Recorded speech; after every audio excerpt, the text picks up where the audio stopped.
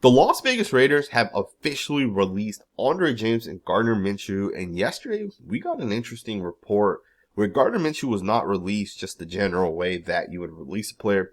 Yesterday, the Las Vegas Raiders released Gardner Minshew, and when they released this guy, it was with a failed physical designation. So the Raiders tagged Gardner Minshew that he basically failed his physical. He's not healthy, and because of that, we're releasing this guy essentially, right?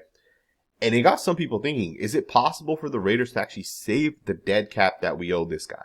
Right, the Raiders owe Gardner Minshew $7.6 million for the upcoming season. Right, that was guaranteed in his contract when we signed him last year. And now some people are saying because of the fact that he failed the physical, essentially, can the Raiders get out of that? We're going to talk about that today. Plus, I'm going to give you guys the updated cap that the Raiders have after some of these releases, as well as some of the signings that the Raiders have had. Yesterday, everything processed, right? So we got a lot of really, really, really good updates coming out in terms of the cap dollars and the contracts. You guys know this. If you guys have followed this channel long enough, cap hits and specifically the salary cap is how you win a Super Bowl, right? In my opinion, it is by far the most important factor. Some people will say, hey, the salary cap is fake. It is not fake, man. It is as real as it gets. We've seen teams like the Saints struggling, right? Every year they're so over the cap and they're borrowing so much cap space from future years that every year when that future year comes up, they either take the cap hits, release their players, and just suck for that year, or they try making it work. And they've tried making it work every year at this point, right? In fact, I don't think the Saints actually want Derek Carr, but because of where they're at as a team and how much money it's going to cost them to release, and I think they're kind of stuck with the quarterback like that, right? And it's interesting nonetheless. Anyways, let's get right back into this, man. We're going to get into the cap here in a second. And we'll also get into some free agent targets. I think it's important the Raiders fix a couple of key positions. But let's get into this. So Gardner Minshew was obviously failed. Obviously was waived with the failed physical designation. And what that means for the Raiders to kind of go forward is that when Gardner Minshew is going to go out there to sign with another team, a team might say, hey, this guy's not actually healthy. And with that, we're not going to be able to pass him for a physical, so we're not going to sign Minshew. Instead, we'll go down the direction of Desmond Ridder or Marcus Mariota or whichever other backup quarterback it is. Gardner Minshew's unable to pass a physical at this point. Now, the Raiders owe him $7.6 million, or at least that's the dead cap hit for Gardner Minshew. If you guys go to the Raiders cap charges, you can see the dead money right now on the books for Minshew is $7.6 million. Now, could this actually change down the line? Can the Raiders actually somehow get out of this? The short answer is no. The Raiders cannot get out of this. There's no way. They owe him $7.6 million for this year. On a side note, the Raiders have $44 million in dead money. That is crazy. $44 million is how much more the Raiders should have this season. If our cap was managed properly in the past, which it obviously hasn't been up to this point, a lot of bad contracts, we would have $44 million more to spend. Now, I want you guys think about some of the guys we lost this season. Trayvon Merrick, $44 million, could have brought him back real quick, right? You look at Robert Spillane, $11 million, you could have brought that guy back. Nate Hobbs could have brought that guy back, right? Not all of them, right? But $44 million could have gotten you a lot of different guys. I think Trayvon Merrick got $51 million in total. $44 million would have paid for Trayvon Merrick, basically, right? I'm just throwing it out there that bad contracts do have consequences. Creating dead cap hits has consequences, right? With Gardner Minshew $7.6 million, for example, we're not going to be able to get out of this. But what does it actually mean that the Raiders, the Raiders tagged him with the field physical designation? What this means for Gardner Minshew is, as he goes forward, teams will know that he obviously has an injury, and if he's unable to land on an actual NFL roster as we kind of go forward, the NFL will step in and continue to pay Gardner Minshew for the upcoming season. Right, and the reason why they'll pay for him, they'll support him medically as well, is because the Raiders tagged him with that. To me, that's huge that the Raiders did that for Gardner Minshew. Now, I'm not sure if it's required that they do that. To be honest, I don't really know. And there's a possibility they save a little bit of cap space next season. Maybe it'll be less than $1 million. But that's assuming Minshew does not make an actual roster, they'll save about $1 million, right? And that'll be given back to the Raiders in terms of their cap. Doesn't really do a whole lot. It can help Gardner Minshew, the actual player, as he kind of goes forward, if he's unable to land with another team. And the Raiders could potentially get a little bit of cap relief, but it won't really make a difference, to be 100% honest. But Minshew is released. He's free to sign wherever. He will have to pass a physical, and at this point, it doesn't seem like he will be able to, right? And that's all that it is to that. I know some people are making this into a much bigger deal than it actually is. It's not that, right? It is kind of where we're at right now. But I do want to get into the Raiders cap space, right? $47.5 million is what the Raiders have to work with. And again, think about the dead money. $44 million more is what we could have right now. It's just kind of crazy to think about it, right? But let's talk about some of what we see right now with cap and kind of how it's drawn up. So Jeremy Chin, right, officially had signed with the Raiders already. His cap hit for this year is going to be $6.6 million. So, you replace Trayvon Merrick, who got about $17 million a year. Trayvon Merrick gets $17 million a year. We replaced out Jeremy Chin, who's going to cost us about 6.6. To me, that's a positive for the Raiders, right? That's, I think Trayvon Merrick's a better player. I think he's a lot more fluid, but they're different type of players. And Chin does cost, obviously, $11 million less as well. So that's huge for the Raiders. Another thing, Alex Kappa's cap hit is $5 million. And another thing is that's going to be $5 million for this year. Next year, his contract, the Raiders can basically get out of it, right? There is nothing guaranteed next year. In total, there's only $3.5 million guaranteed. This contract to me is that the Raiders are saying, hey, we need 2 new guards. We might need a right tackle. And it doesn't make sense to replace 3 offensive linemen. Right? It just doesn't make sense. Instead, let's bet on Alex Kappa potentially coming in. Now, Jordan Meredith got a contract with the Raiders, $1 million, right? It's a backup contract. I think the Raiders bring in Jordan Meredith that, hey, this guy could be your backup center. He can also play both guard positions, but Meredith has played center, right? And I think for the Raiders, Jackson Powers-Johnson starts. Jordan Meredith is your number 2 guy at the center position. He can provide some relief, but I don't think the Raiders think of Meredith as their starting guard. I think Alex Kappa is the starting guard for the Raiders this year, right? I really do think that's what the Raiders are thinking. Now, he'll have to go out there and win the job, right? If Dylan Parham's better, Dylan Parham starts. But I think the Raiders' plan is, let's bring in Alex Kappa, let's pay him for 1 year, right? And that's exactly what this is. It's a 1-year contract. $5 million is going to be his cap hit this year. We can release him next year, and basically we don't lose anything, right? We'll lose $1 million in dead money next year. Really not a big deal. And it's a low-risk, high-reward type of contract. If he gets healthy, if he gets back to what he once was in the past, it's a good contract for the Raiders. And he can compete with a guy like Dylan Parham. One of those guys will win the job. If not, they both start. That's also assuming the Raiders won't draft a guard in the NFL draft or sign another guy in free agency, which we'll talk about here in a second. So there's the Alex Kappa cap hit, Jeremy Chin cap hit. Geno Smith's cap hit is $31 million right now, which is what I had first initially reported.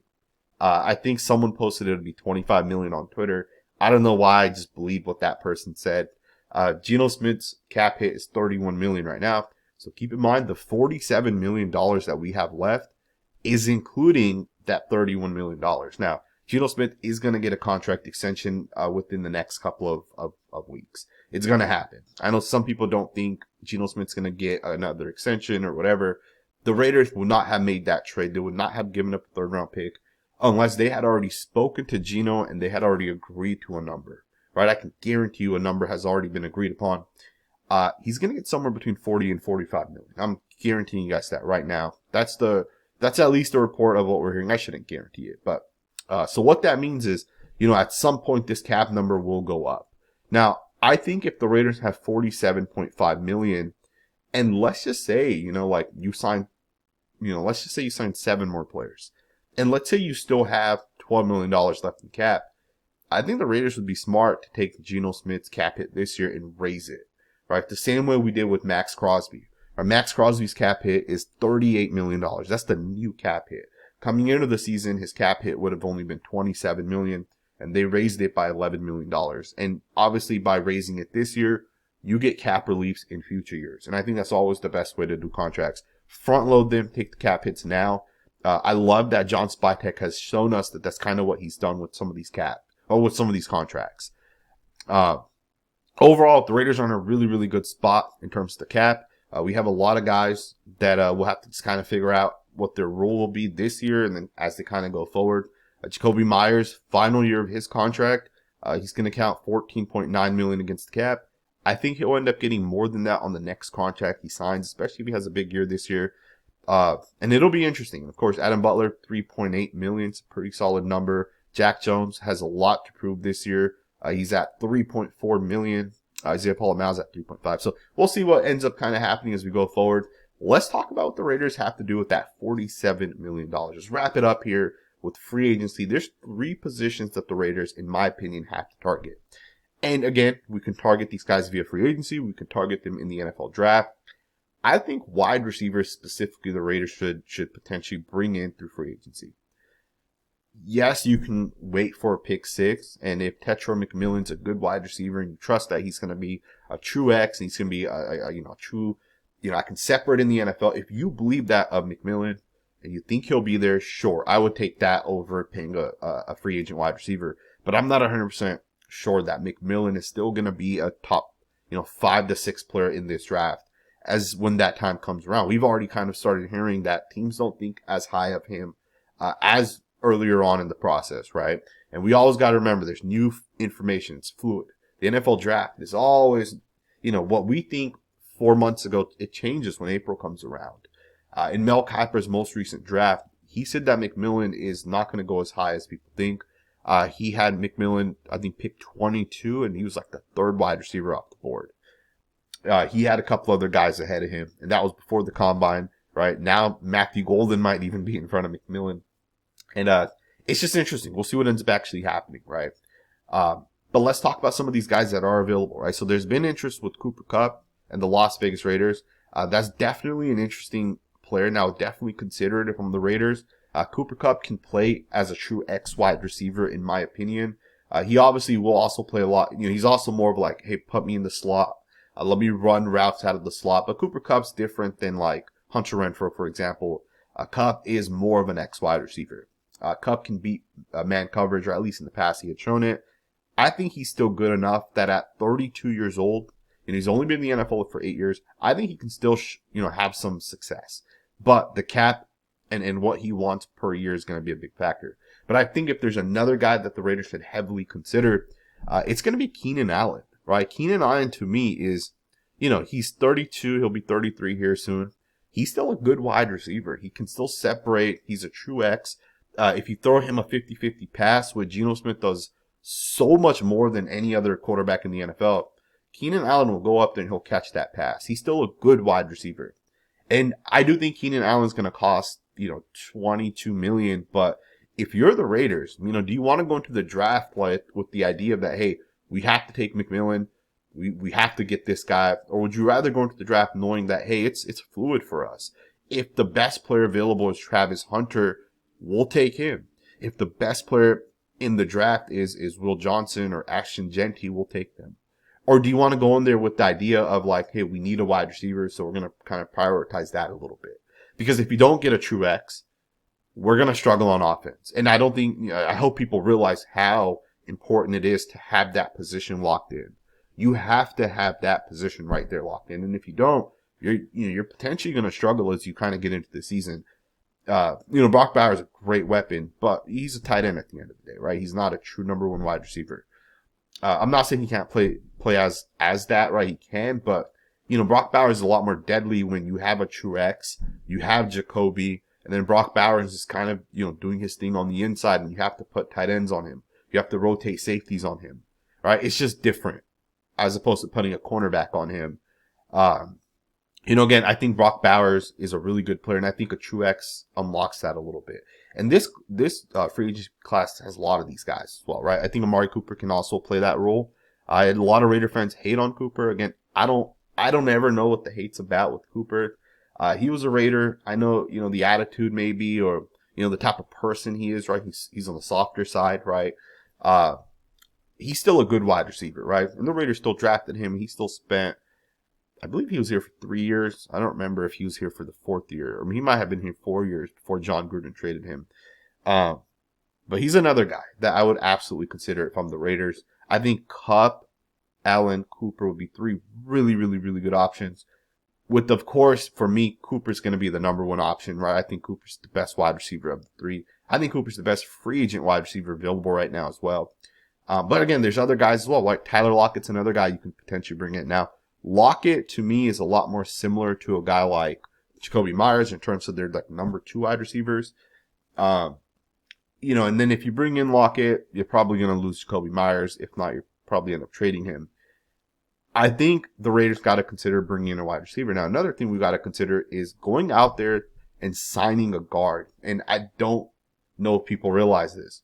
The guard market right now, right? The amount of guards that are available that are phenomenal football players, it's there. It's huge. The market's crazy right now. And now there's a chance that some of these guys want to get paid. I could see that being being one of the issues right now, right? I could see that, maybe there's some guys that, hey, like they want too much money and teams might not want to pay guards, especially given that there's a lot of offensive linemen coming out this year where, even the tackles, right? Even the Will Campbells, the Kelvin Banks, a lot of these guys are going to transition over to guard. They're not going to be tackles in the NFL. I understand the hesitancy to pay some of these guys. But if you're the Raiders, right, and you bring in Tevin Jenkins, even if it costs $12, $13, $14 million a year, you have $44 million. And again, I'm not saying let's spend $44 million on 3 players, but you can get significantly better. Like, it's just crazy to me that there's guys like Tevin Jenkins, Dalton Risner, Mekhi Becton. Although, I'm hesitant with Becton. To me, if I'm John Spytek, I know Tevin Jenkins hasn't always been healthy, but he's a top 5 guard in the NFL if he's able to stay healthy.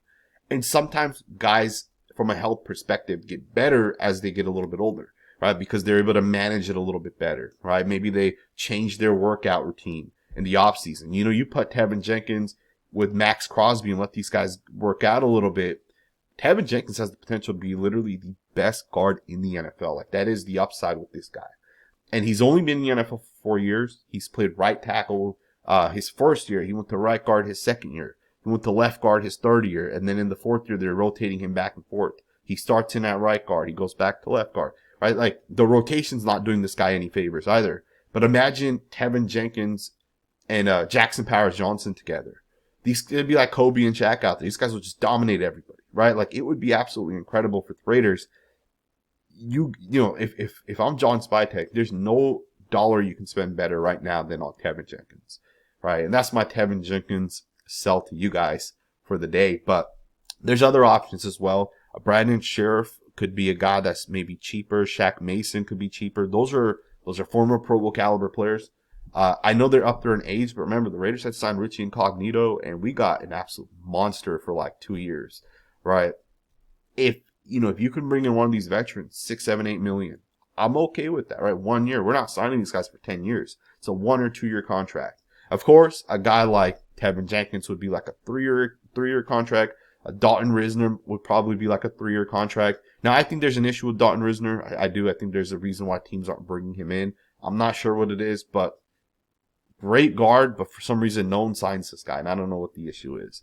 But he's a guy I would consider. Tevin Jenkins, obviously.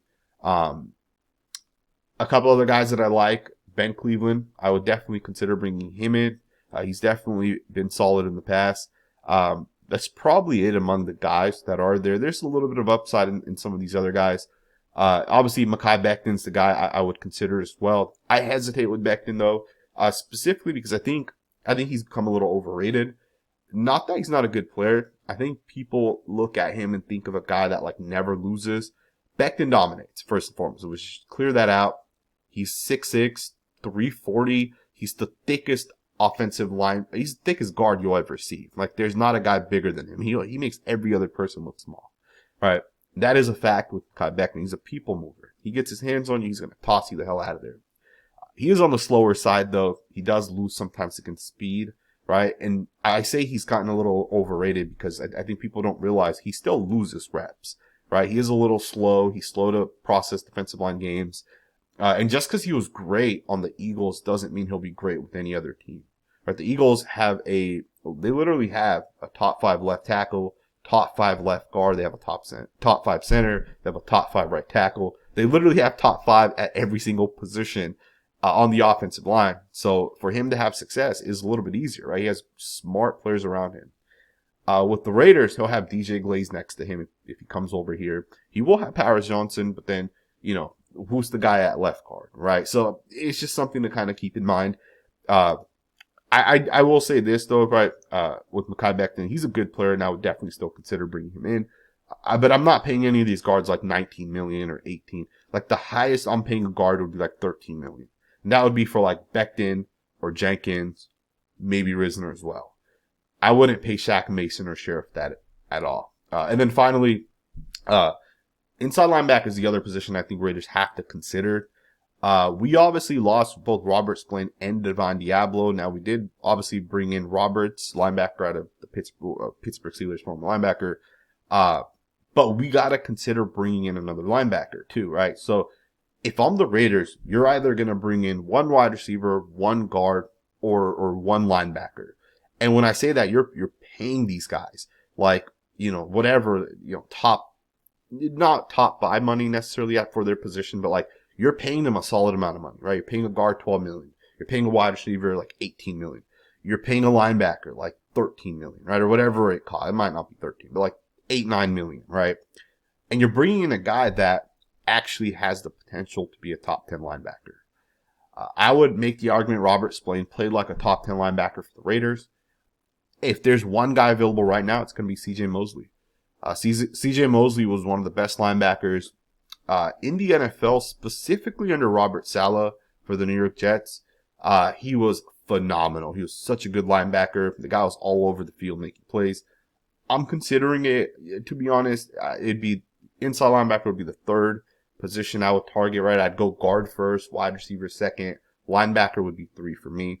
But I'm still considering it. And if it's not CJ Mosley, which, you know, I hesitate to pay a guy 10, 11, 12 million, there's other options, right? Like Devondre Campbell has potential. He has a lot of potential as well. He's shown upside in the past. Eric Kendricks. Kendricks is older, but Kendricks did play in that cover 3, you know, Pete Carroll type of scheme. He's played in that in the past, right? So he's a guy that I'm considering if I'm the Las Vegas Raiders. He's a guy that, you know, he'd be a good fit for the Raiders, however you look at it. There's a couple other guys that I would consider if I'm the Raiders. Zach Cunningham is another guy who has some potential. The guy that I really like, and the one guy that I would target, if you can tell me it's only one guy, is going to be Nathan Landman of the Atlanta Falcons. And I know a lot of people have no idea who this guy is. He's a solid tackler, right? He's one of those guys where he just sniffs the football out. He attacks. He gets to the football. He was kind of like how Robert Spillane was before he got to the Raiders, where he's a really, really good run defender, right? He was able to make reads and recognize, and he was mostly downhill. Now, Landman is not like physical, so he's not going to go through guys the way Roberts, right, the linebacker from the Steelers. But the thing with a guy like Landman is he has potential in terms of being able to read and recognize, use his hands to get off blocks, and then he's smart. And I think with a guy like Pete Carroll, you can potentially mold this guy who's still only 26 years old, right? And I think for the Raiders, you got to consider bringing in another linebacker, right? A veteran linebacker specifically. Landman's been in the NFL, I think, 3 years, and this would be his 4th year. So we'll see what ends up happening, man. I hope you guys enjoyed this video. Obviously, the Raiders haven't done a lot, but they've done the smart thing by not overspending. And let's now get some value-based guys, man. This is the next, 2 to 3 days. This is where the value is going to be, right? Let me know what you guys think. Thumbs up, subscribe, and I will see you guys next time with another video.